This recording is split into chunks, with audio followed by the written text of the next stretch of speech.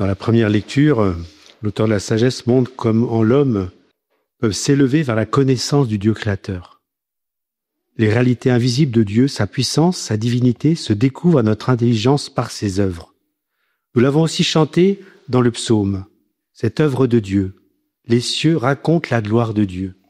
Puissent les hommes et les femmes de cette terre, dans la contemplation de la beauté de la création, découvrir celui qui en est le maître, et non pas abîmer la nature et ne pas respecter son ordre. Aujourd'hui, dans l'Évangile, la fin des temps et l'incertitude de la vie sont mises en relief pour que nous soyons prévoyants et attentifs, prêts à rencontrer notre Dieu, notre Seigneur Jésus-Christ. Oui, il nous a rendus libres par son sacrifice, par sa résurrection, prêts à accomplir la volonté de Dieu.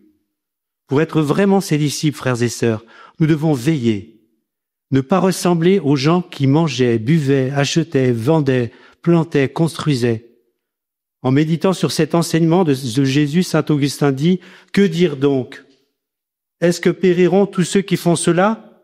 C'est-à-dire ceux qui se marient, qui plantent des vignes et construisent ? Non pas eux, mais ceux qui placent ces choses avant Dieu, qui sont disposés à offenser Dieu à l'instant pour de telles choses.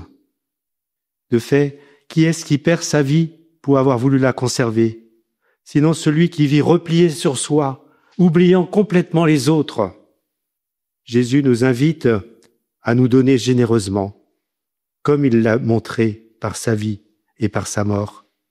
Ne nous endormons pas, mais soyons tournés vers les réalités spirituelles. Soyons au service de Dieu et de nos frères et sœurs. Oui, que le Seigneur nous aide à marcher dans ce voyage de la vie, dans l'espérance de trouver un jour notre Dieu, le jour dans lequel le Fils de l'homme se manifestera. De tout cœur, frères et sœurs, nous prions Jésus miséricordieux et sa très sainte Mère pour toutes ces victimes des trop nombreux attentats et guerres qui ensanglantent notre monde. Que la paix de Dieu, Seigneur Jésus, Roi de miséricorde, que tu as mérité par ta mort sur la croix, que cette paix de Dieu que tu nous donnes, toi le ressuscité, puisse régner en nos cœurs, nos familles, nos nations et dans l'univers entier.